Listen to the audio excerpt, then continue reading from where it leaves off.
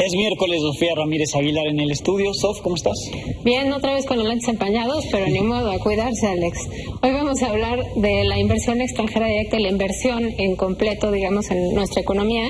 Sí. Y es que esta semana la ONU publicó un estudio en el cual se refería, y el gobierno mexicano lo retoma, que México avanza 5 posiciones como destino de atracción de inversión extranjera directa. Hasta ahí todo muy bien, porque, claro, buen dato, todos queremos que haya mayor inversión porque trae productividad, trae empleo, trae infraestructura. El problema es que hay que tomarlo con un granito de sal, porque no es que México haya avanzado en atraer más inversión en volumen, sino que cayó menos que la inversión mundial. Entonces, al final, caímos en inversión extranjera directa 14%, cuando el mundo cayó 35%. Ese es el punto número uno. El punto número dos es que la inversión extranjera directa, digamos en volumen, se está yendo a China, que es el principal socio comercial de Estados Unidos contra el que se disputa México esa posición. Entonces, la inversión extranjera directa es importante, sí, es una buena señal, sí, pero además es solo un componente pequeño de la inversión total en México. Y la semana pasada el INEGI nos decía que la inversión total se había contraído en casi 5% respecto al año pasado. Entonces, ¿cuál es el diagnóstico? Bueno, pues entonces hay que revisar en dónde estamos gastando, en dónde estamos invirtiendo y sobre todo cómo se está invirtiendo.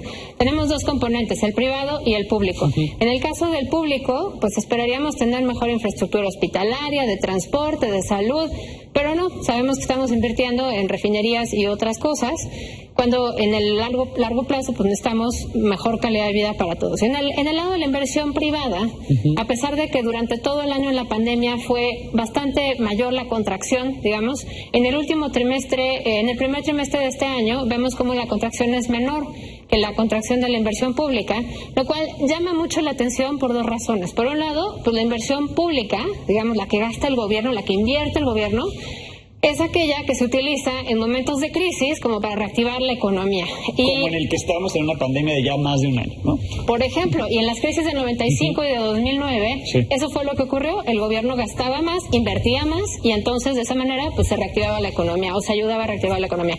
En esta ocasión, pues vemos que la austeridad republicana no contempla ese elemento. Ahora, en segundo término, ¿qué pasa con la inversión privada? Bueno, la inversión privada pues se vino contrayendo, pero no de esta pandemia, sino llevaba 2 años de contracciones consecutivas, es decir, desde la segunda mitad de 2018 hemos visto cómo cada vez es menor, y esto sí es también un problema de largo plazo porque nos resta competitividad, pero cuando además analizas por qué está sucediendo, pues es que hay poco Estado de Derecho, hay poca certeza, hay poca confianza en que, digamos, los contratos se vayan a cumplir, y bueno, pues al final del día tenemos una economía que está débil, que se está recuperando parcialmente, atraída por la de Estados Unidos, pero no tenemos necesariamente los motores para que en el largo plazo nos mantengamos en una trayectoria de crecimiento. Sí, hablas de algo interesantísimo, condiciones para invertir, ¿no? Si no nos fue tan mal como otros países, no vale la pena decirlo, en cuanto a inversión extranjera directa en estos datos que nos das, ¿no? Disminuyó, pero no disminuyó tanto como en otros países, pero alertan, por ejemplo, el sector privado en Estados Unidos hace unos momentos se dio a conocer esta carta en la que reclama a su gobierno irregularidades en demandas laborales contra México ante el Tratado México, Estados Unidos y Canadá, ¿no? Este tipo de condiciones con las cuales se busca que se invierta. Totalmente. Además, estamos a unos días del 1 de julio, que se cumple un año de la entrada en vigor del TEMEC.